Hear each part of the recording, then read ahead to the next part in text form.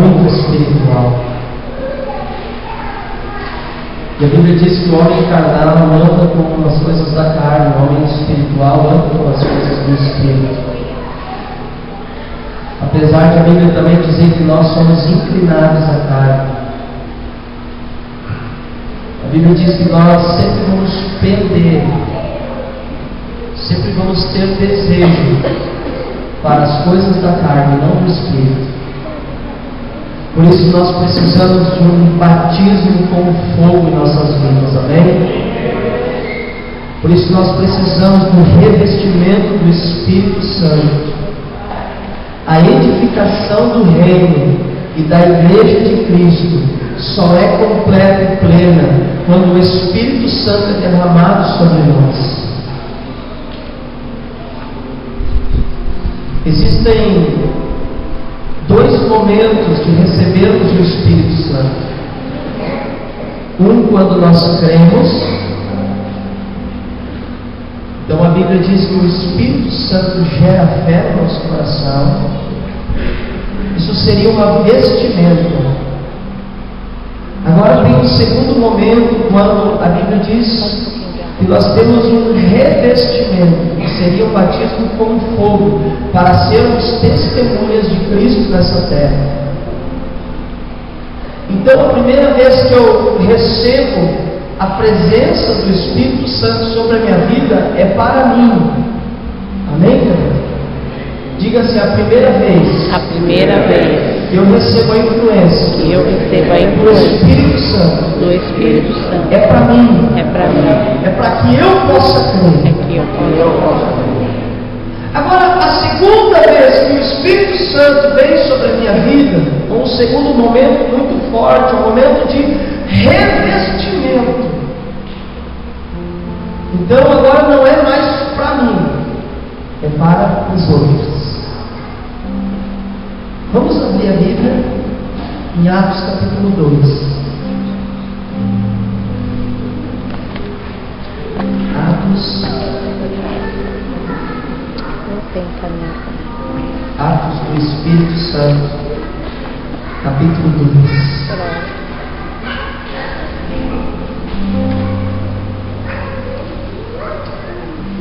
Peço que você não se distraia, que você não converse. Amém?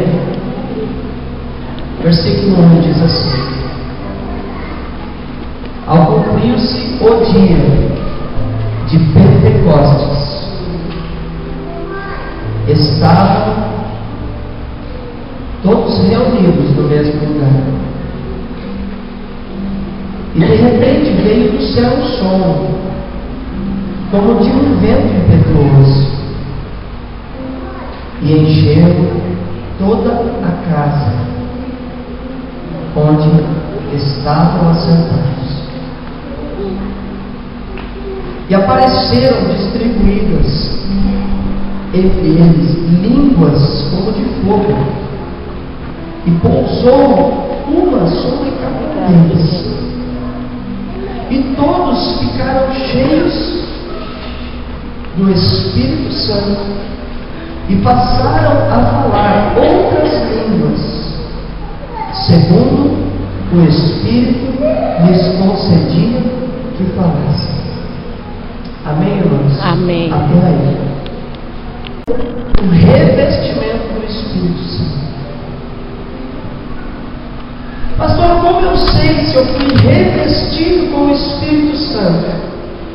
Você sabe através das suas atitudes. Você sabe se você não vive uma vida em pecado. Você sabe quando você começa a orar em novas línguas. Você sabe quando você se torna um apaixonado pelo reino de Deus e não pelo seu reino ou pela sua vida. Você sabe quando você se torna um apaixonado pela palavra de Cristo, que é o que nos transforma a cada dia que passa. Se você diz assim: pastor, eu não gosto de ler a Bíblia. Eu leio porque eu sou obrigado. Eu não gosto de orar. Eu oro porque o pastor ensina que eu devo orar. existe uma grande chance de você ainda não ter recebido o batismo no Espírito Santo. Amém, irmão? Você está entendendo? Deixa eu trazer mais algumas coisas ao teu coração para que você possa entender a necessidade de um batismo. Todo batizado no Espírito Santo, ele dá bom testemunho em todas as áreas da sua vida. Uma pessoa que é revestida no Espírito Santo, ela sabe discernir o certo do errado. Você entendeu? Amém. Uma pessoa que é revestida pelo poder de Deus, o dínamis de Deus, ela sabe discernir o certo e o errado. Está dentro de seu coração a certeza do que eu posso e do que eu não posso, do que eu devo e o que eu não devo, o que eu vou fazer e o que eu não vou fazer. A minha atitude em relação ao meu marido, à minha esposa, aos meus filhos, ao meu namorado, à minha namorada, aos meus pais, está aqui dentro.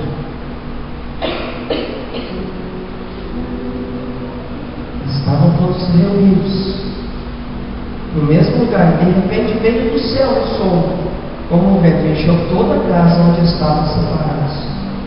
Olha comigo no versículo, capítulo 1, versículo 8. A promessa de Jesus antes de subir aos céus: mas recebereis poder ao descer sobre vós o Espírito Santo, e sereis minhas testemunhas, tanto em Jerusalém, em toda a Judéia, na Samaria e até os confins da terra. Recebereis poder. A palavra grega para poder é dinamis. Isso te lembra alguma coisa? Dinamite, poder, explosão.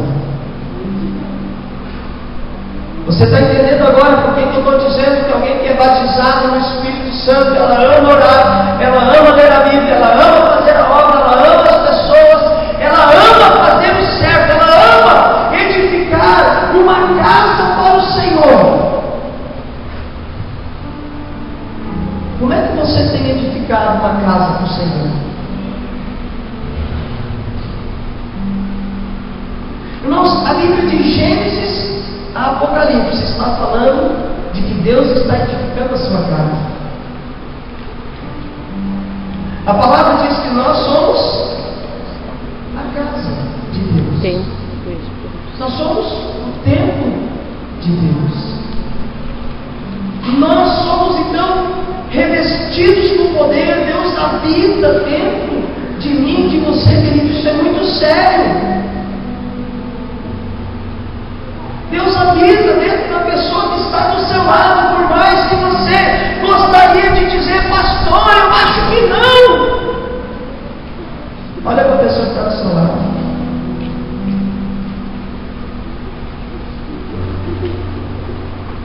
Bom, eu estou falando de pessoas que já se decidiram a orar por Deus.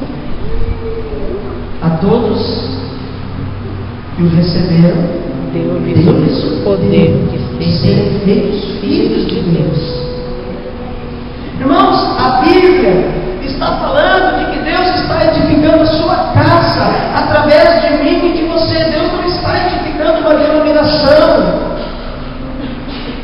A irmã falou no testemunho que nós temos falado, batido na tecla. Deus não está edificando prédios nessa terra. Deus está edificando pessoas. Aleluia. Glória a Deus. Amém. É com pessoas que Deus se importa, não é com prédios, não é com carros, não é com casas, não é com o teu salário, não é com a tua promoção. Pastor, tu está dizendo que Deus não se importa com isso? Irmãos, buscai, pois, em primeiro lugar o seu reino e a sua justiça. Isso agrada o coração de Deus. Mas pastor, Deus está preocupado que eu seja feliz. Não, irmão! Deus está preocupado com a tua santidade. Deus está preocupado com o teu crescimento espiritual. Deus está preocupado se você está edificando o reino dele. Ah, pastor, quer dizer que Deus não se importa com a minha felicidade? Não, Deus se importa com a tua paz. Deus se importa com a tua alegria. Deus se importa com a tua bondade. Deus se importa com a tua benignidade. Deus se importa com a tua longanimidade. Deus se importa com a tua mansidão, com o teu domínio próprio. Amém? Amém. Eu preciso ficar na igreja, porque eu preciso ser feliz. Não, você não precisa ser feliz. Você precisa ser santo. Então a paz vem, a alegria vem, a bondade vem, tudo vem junto. Deus não nos promete uma vida feliz, Deus nos promete uma vida de cruz. Aí está o grande erro que temos pregado ou ouvido pregar.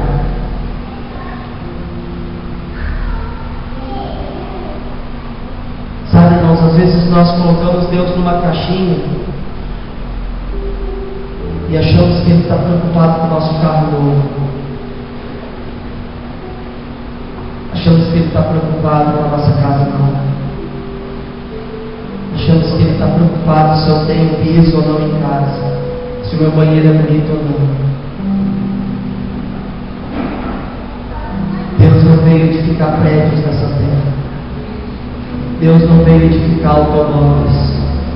Deus não veio edificar o teu emprego. Deus não veio edificar a tua faculdade. Tudo isso é bom, tudo isso é lindo, tudo isso nós gostamos, tudo isso Deus nos dá. Amém, irmãos? O pastor falou que Deus não vai me dar nada. Não, não é isso. Eu estou falando, irmãos, que Deus tem muitas outras coisas antes disso. Buscai o seu reino. Você sabe o tamanho do reino de Deus? Jesus disse: o reino não está ali e não está aqui. Ele não é comida e nem bebida, mas Ele está dentro de vós. O reino. Pastor, mas a minha casa vai me trazer tantas coisas, um carro novo, uma promoção, uma cura. Tem uma cura, irmão. Sabe por quê? Porque tem muito aleijado indo para o céu e tem muito são indo para o inferno. Pastor, tu acha que Deus não está preocupado com a minha cura? Sim, se você já estiver curado por dentro, Deus se preocupa com a cura do teu corpo. Mas eu digo para Deus, eu prefiro ir para o céu doente, no meu corpo físico, do que para o inferno sarado. Sabe por quê, irmãos? Pessoas têm trocado a presença de Deus, a glória de Deus, o reino de Deus, as manifestações de Deus, a casa de Deus, que somos nós, os irmãos, por uma cura. Eu vou embora, pastor. Por quê, querido? Porque eu vou desistir. Deus não está me dando o que eu estou pedindo. Mas a Bíblia não diz que Deus precisa dar o que você pede. A Bíblia diz que eu preciso oferecer para o Senhor aquilo que Ele me pede. Olha a inversão de valores, irmãos. Pode um filho dizer para o pai: pai, eu vou embora porque o Senhor não me deu o que eu quero. O que você falaria para o seu filho se ele dissesse isso? Agora o pai pode dizer para o filho: filho, se